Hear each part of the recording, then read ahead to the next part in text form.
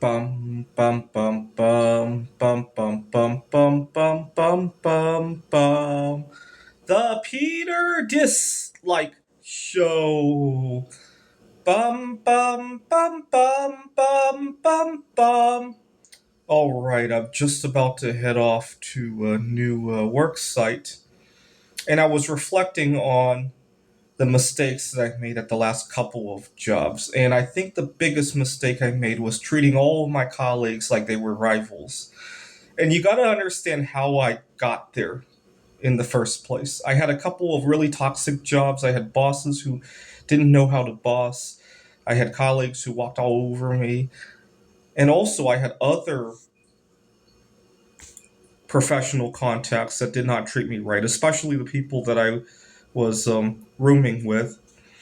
I had two sets of roommates who didn't really respect boundaries. Yes, I did open the boundaries a little bit too much, but they did not respect them.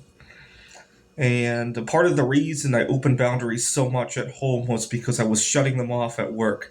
And so I ran into toxicity at both places, it turns out.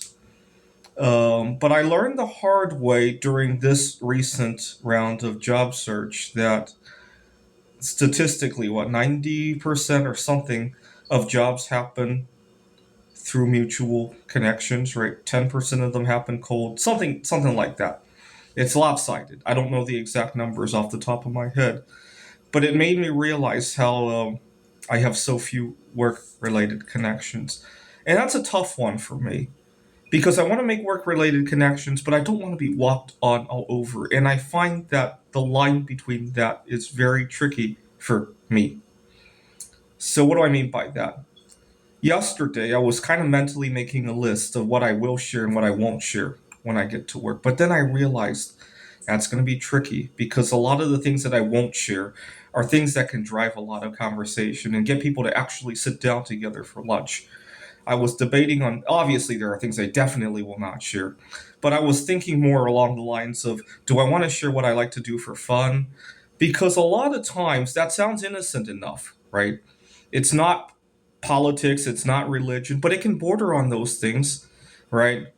And I'll have to think hard. Even though I do want to share those things, I want to think hard before I speak every time I talk about those things, right? If it's going to enhance our conversation and get us to sit together at lunch, great. If it's going to give them ammunition to use against me when I want to set boundaries at work, then that becomes tricky, right?